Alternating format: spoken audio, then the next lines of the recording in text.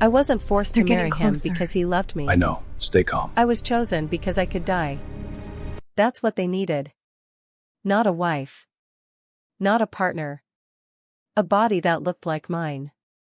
A face that matched hers. A girl no one would miss if things went wrong. My name is Iris Haven. 23 years old. No family left. No money. No options. And on a Tuesday morning in September, I became Mrs. Callahan Graves. I didn't walk down an aisle. There were no flowers. No guests. Just a lawyer with tired eyes and a pen he slid across the table like he'd done this 100 times before.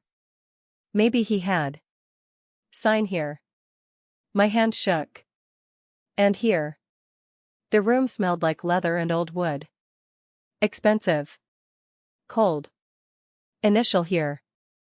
I looked up. What happens if I don't? The lawyer didn't answer. He didn't have to. Behind me, 2 men stood by the door. They weren't security. They were reminders. I knew the difference. I signed. The lawyer gathered the papers without a word. He left. The door clicked shut. I sat alone in that room for 11 minutes. I counted every second. When the door opened again, he walked in. Callahan Graves. Tall. Dark suit. Dark hair. Eyes that didn't blink enough. He looked at me the way you look at furniture being delivered. Checking if it matches. If it'll fit. Stand up, he said. I did. He circled me once. Slowly. His shoes were polished to a mirror shine. I could see my reflection in them. Distorted. Small. Turn around. I turned. He stopped in front of me. Close enough that I could smell his cologne. Something sharp. Expensive. Dangerous. You'll do, he said. That was it. My wedding vows. You'll do. He walked out. One of the guards stepped forward. Come with me. I followed because I didn't know what else to do. They took me to a car. Black. Tinted windows. Leather seats that felt like they cost more than my entire life. We drove for 40 minutes. I watched the city disappear. Watched the buildings get taller. Richer. Farther from anything I recognized. The estate was massive. Gates that opened without a sound. A driveway longer than the street I grew up on. A house that looked like it belonged in a movie. The kind where people die beautifully. Inside, everything was white. Marble. Glass. Gold accents. It felt like walking into a museum. Like I'd be arrested for touching anything. A woman met us in the foyer. Older. Stern face. She looked me up and down the same way he had. This is Margot, the guard said. She'll show you to your room. Margot nodded. Follow me. We climbed a staircase that curved like a spine. Down a hallway with paintings I didn't understand. Past doors I wasn't allowed to open. She stopped at the last one. This is yours, she said. The room was bigger than the apartment I'd been evicted from 3 weeks ago. King-sized bed. Walk-in closet. Bathroom with a tub I could drown in. Everything pristine. Untouched. Mr. Graves expects you at dinner. 7 o'clock. Don't be late. She left. I stood in the center of that perfect room and felt my chest tighten. This wasn't generosity. This was a cage made of silk. I opened the closet. It was full. Dresses. Shoes. All my size. All expensive. All chosen by someone who'd never met me. I pulled out a black dress. Simple. Long sleeves. High neck. I put it on because I didn't have anything else. At 6:58, I found my way downstairs. The dining room was worse than the bedroom. A table long enough to seat 20. Only 2 places are set. One at the head. One to the right. Callahan was already there. He didn't look up when I entered. I sat. A man in a white jacket appeared. Poured wine I didn't ask for. Disappeared. We ate in silence. Chicken, I couldn't taste. Vegetables arranged like art. Every bite felt like a test. Halfway through, he spoke. You don't ask questions. It wasn't a compliment. I don't know what to ask, I said. Smart. He set down his fork. Looked at me for the first time since I'd sat down. You'll stay in that room. You'll eat when I eat. You'll go where I tell you. You'll wear what's provided. You won't leave the estate without permission. You won't contact anyone. You won't use a phone. You won't speak to the staff unless necessary. I felt my throat close. And if I do? You won't. He stood. Wiped his mouth with a napkin. Walked out. I sat there alone until someone came to clear the plates. The first week passed like a fever dream. I woke up. I dressed. I waited. Margot brought breakfast to my room. She never stayed. Never spoke unless I asked a direct question. Even then, her answers were clipped. Rehearsed. Where's Mr. Graves? Busy. When will he be back? When he's ready. I spent hours staring out the window. The grounds were beautiful. Manicured gardens. A fountain. Trees older than I'd ever be. But there was a fence. High. Black iron. Cameras on every corner. I tested the doors. All locked from the outside except mine. I was free to roam the estate. But only the parts they wanted me to see. On the 4th day, I found the library. It was tucked behind a hallway I'd avoided. 2 stories of books. Leather chairs. A fireplace that looked like it hadn't been used in years. It smelled like paper and dust and something else. Something I couldn't name. I pulled a book off the shelf at random. Opened it. A photo fell out. A woman. My age. My height. My hair color. Same eyes. Same nose. Same mouth. She was wearing my wedding ring. I dropped the book. The photo fluttered to the floor face up. She was smiling. Standing in the same library. Same chair behind her. Same shelves. I picked it up with shaking hands. On the back, in faded ink. Lorelei. June 2019. I heard footsteps. I shoved the photo into my pocket and grabbed the book. Pretended to read. Margot appeared in the doorway. Dinner, she said. I'm not hungry. Mr. Graves is waiting. I followed her. That night, I watched him more carefully. The way he cut his food. The way he drank. The way his jaw tightened when I shifted in my seat. You found the library, he said. Not a question. Yes. Do you like it? It's beautiful. He nodded. She did too. I stopped breathing. Who? He looked at me. Really looked. His eyes were dark. Empty. Eat your food, Iris. I wanted to scream. To throw the glass. To demand answers. Instead, I picked up my fork. Because I was learning the rules. Silence keeps you safe. Questions get you killed. On the 9th day, he took me somewhere.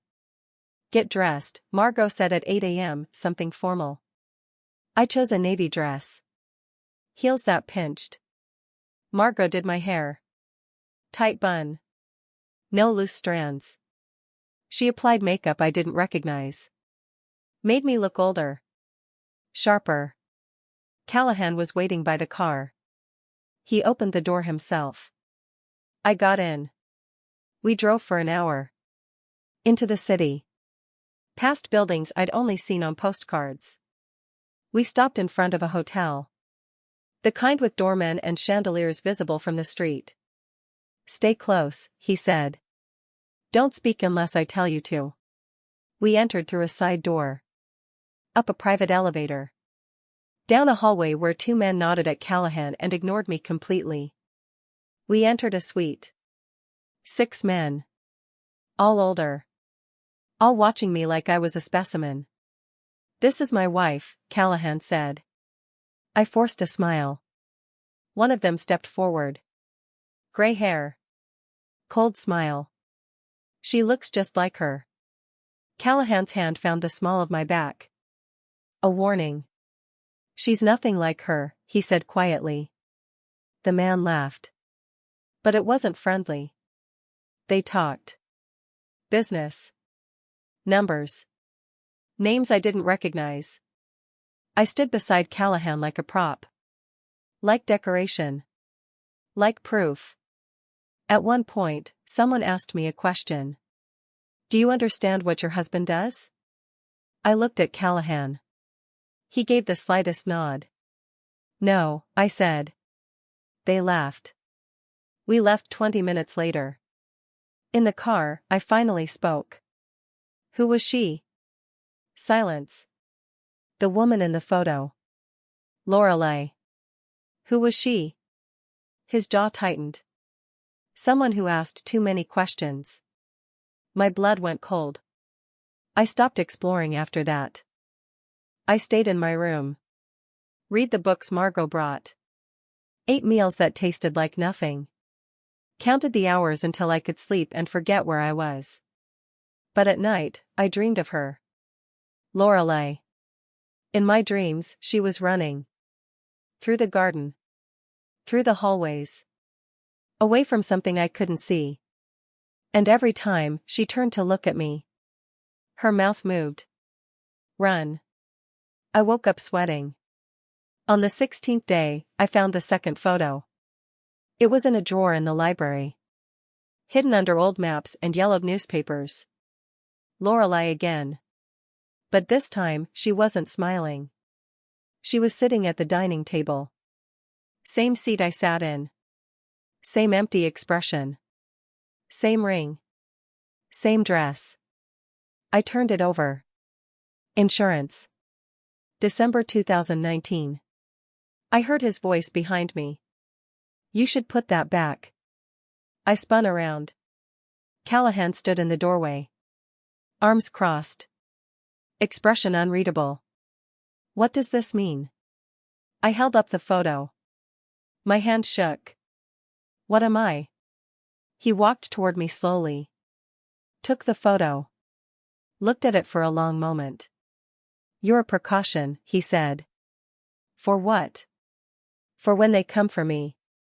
My heart pounded. Who? Everyone. He handed the photo back. Lorelei thought she could leave. She thought she was special. Different. What happened to her? He looked at me. Eyes empty. She ran. I felt sick. And? She didn't get far. He walked out. I stood there holding the photo of a dead girl who looked exactly like me. If you're still listening, comment below what you think happens next.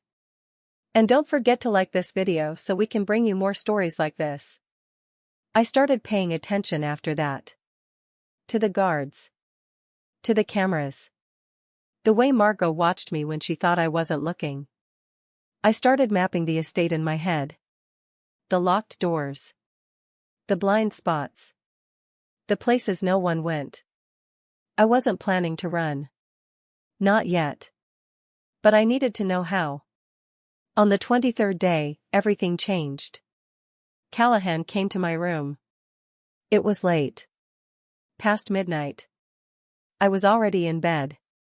He didn't knock. Get up, he said. We're leaving.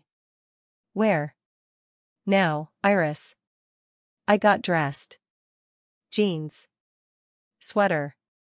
Shoes I could run in. We went down the back staircase. Through the kitchen. Out the door I'd never seen unlocked. 3 cars waited. Engines running. Men with guns.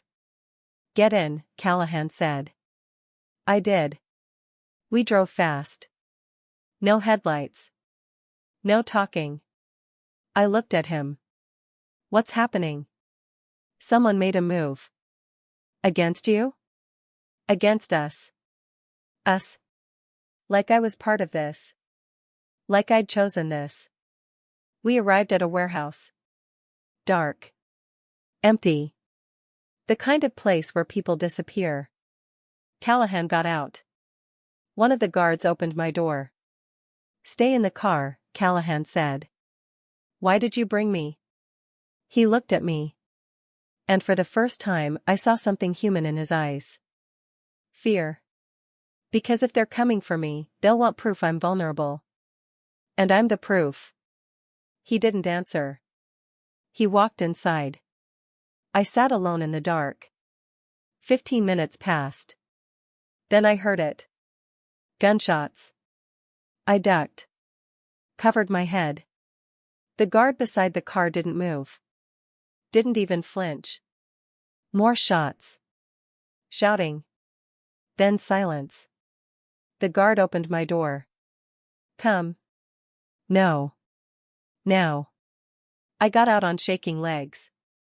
Inside, the warehouse smelled like copper and smoke.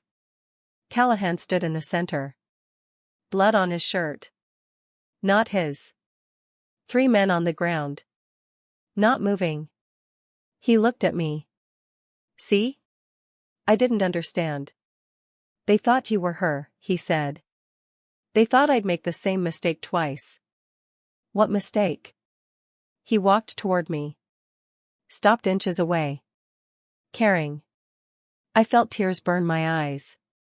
"I don't understand. Lorelei wasn't my wife. She was bait. Just like you." "Then why did you marry her?" "Because they needed to believe I had something to lose." I stepped back.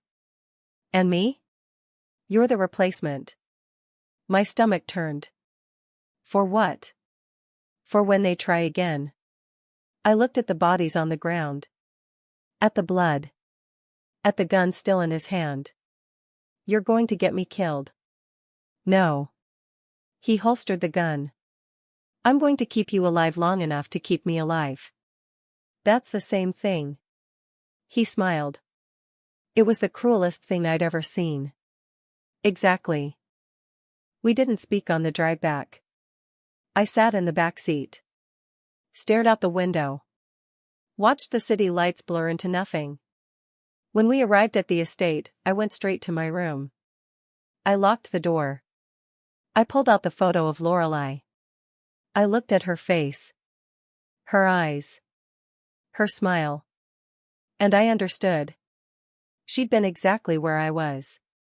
She'd believed she could survive. She'd been wrong.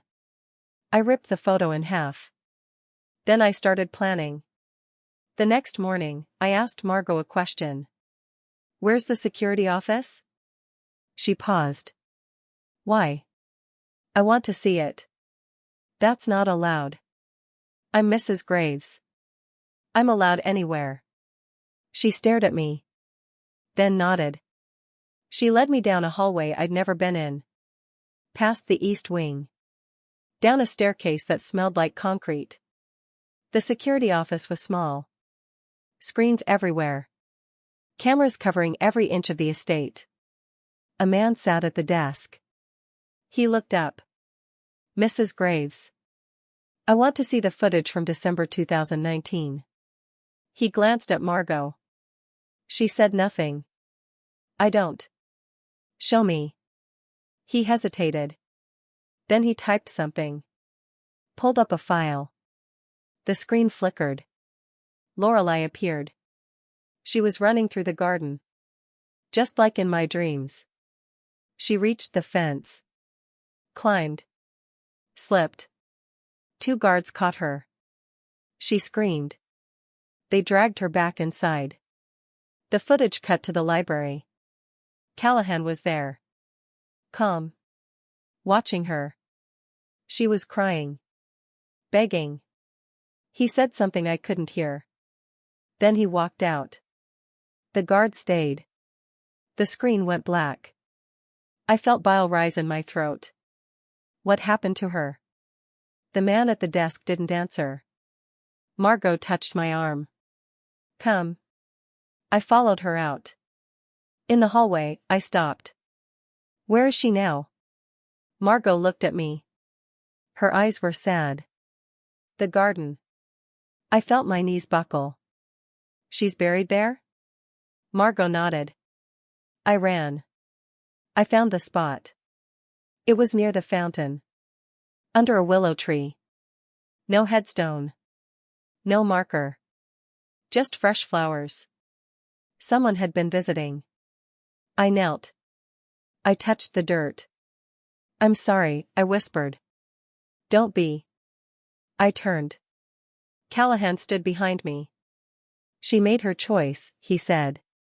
She tried to leave. She tried to expose me. I stood. Faced him. So you killed her. I protected my empire. She was your wife. She was a transaction.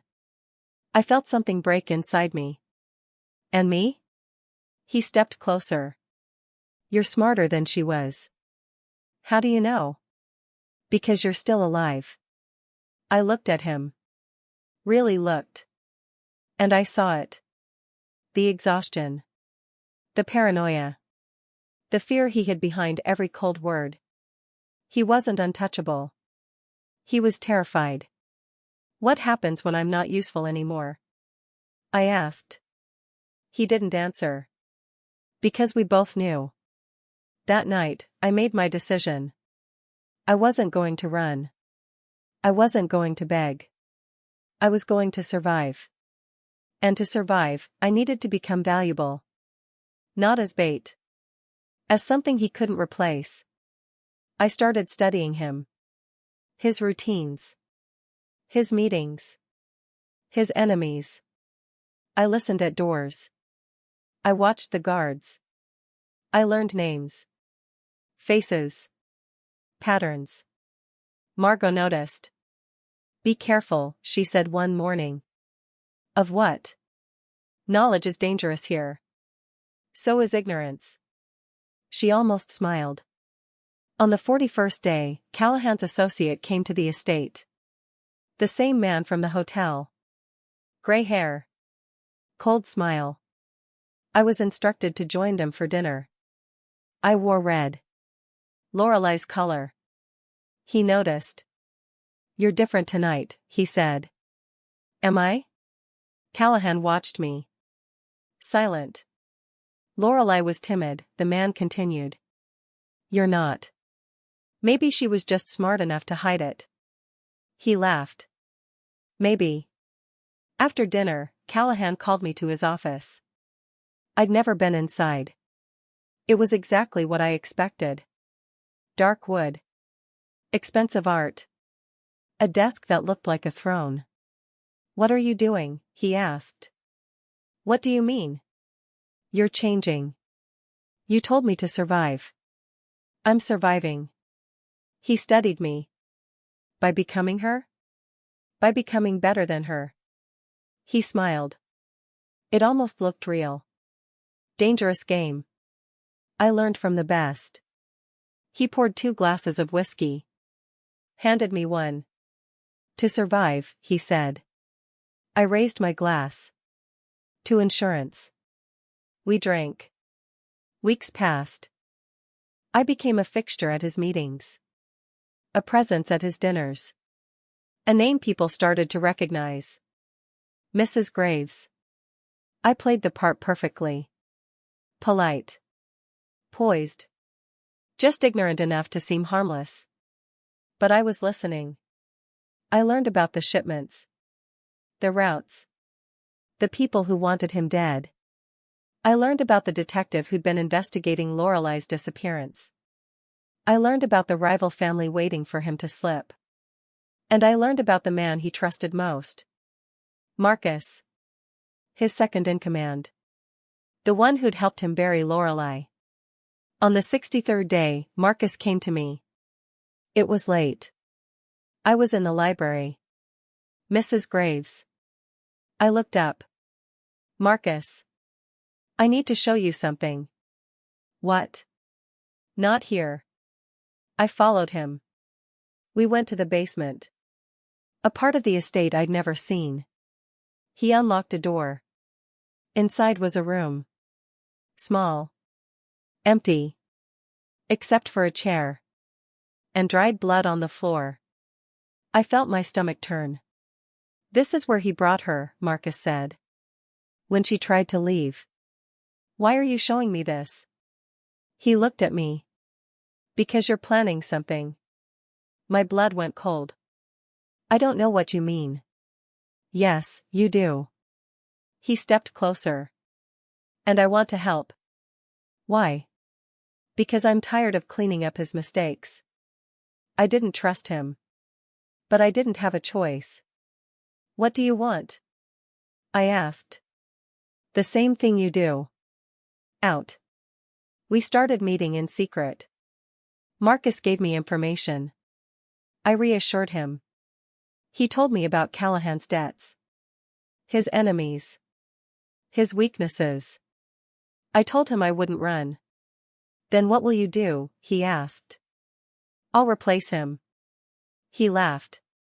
You? Why not? Because you're. What? A woman? A nobody? He paused. Yes. So was he. Once. Marcus stared at me. Then he smiled. You're insane. I'm desperate. There's a difference. He thought about it. Then nodded.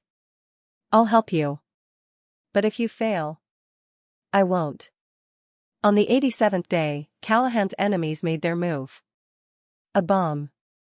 At one of his warehouses. 3 of his men died. He came home covered in ash. I met him at the door. Are you hurt? He looked at me like he'd forgotten I existed. No. Good. I walked away. He grabbed my arm. You're not scared. Should I be? Most people would be. I'm not most people. He let go. No. You're not. That night, he came to my room. He didn't knock. He stood in the doorway. Silent. What? I asked. You're not Lorelei. I know. She would have been terrified tonight. I'm not her. He stepped inside. Closed the door. Then who are you? I looked at him. At this man who'd bought me. Trapped me. Threatened me. This man was more afraid than I was. I'm the one who's going to keep you alive, I said. He smiled. Is that a threat? It's a fact. He left. But I saw it. The shift. I wasn't prey anymore. I was something worse. I was necessary. The final move came on day 99. Marcus told me the rival family was planning an ambush. At Callahan's own home. When? I asked. Tomorrow night. How do you know? Because I told them when to come. My blood ran cold. What? You said you wanted to replace him. This is how. By getting him killed? By letting them think you betrayed him. I understood. If Callahan died, I'd be blamed. If he survived, he'd owe me. Either way, I'd be the one standing. And if this doesn't work? I asked. Marcus shrugged. Then we both die. Comforting. You wanted power. Power requires risk. He was right. I nodded. What do I do? Nothing. Just be exactly where you always are. The next night, I dressed for dinner. Black dress. Simple. Elegant. I went downstairs at 7. Callahan was already there. You look beautiful, he said. It was the first compliment he'd ever given me. Thank you. We ate in silence. At 8:47, the lights went out. Callahan stood immediately. Stay here. What's happening? Stay. Here. He left. I heard gunfire. Shouting. Breaking glass. I stayed in my seat. Exactly where I was supposed to be. The door burst open. 3 men. Guns raised. They saw me. Where is he? I don't know. One of them grabbed me. You're lying. I'm not. He pressed the gun to my head. Tell me, or you die. Then I die. He hesitated. Then the door behind him exploded. Callahan. He moved like something inhuman. 3 shots. 3 bodies. He lowered his gun. Looked at me. I was still sitting. Hands folded. You didn't run, he said. I had nowhere to go. He laughed. It sounded broken. You're either the bravest person I've ever met or the stupidest. Maybe both. He pulled me to my feet. Come. We went to the security office. Marcus was there. Dead. Bullet through the head. Callahan looked at me. He set this up. I know. Did you help him? I met his eyes. No. He studied me. Searching for the lie. He wouldn't find it. Because I wasn't lying. I hadn't helped Marcus. I'd used him. You're still alive because you stayed, Callahan said. I know. Most people would have run. I told you. I'm not most people. He nodded. Slowly. No. You're not. 3 months later, I sat at the head of the table. Not beside Callahan. Beside his chair. Equal. His men respected me now. Feared me. Because I'd survived. Because I'd stayed. Because I was the only person who'd ever looked him in the eye and not blinked. I wasn't his wife. I wasn't his lover. I was his partner. His equal. His insurance policy. And he was mine. We were bound by blood and fear and the terrible understanding that neither of us could survive without the other. I looked at him across the table. He raised his glass. I raised mine. To survive, he said. To power, I said. We drank. And I smiled. Because I'd learned the most important lesson. You don't escape monsters. You become one. If this story touched you, subscribe so you don't miss the next one. Drop a comment telling me what you would have done in Iris's position. And smash that like button if you want more dark romance stories that'll keep you up at night.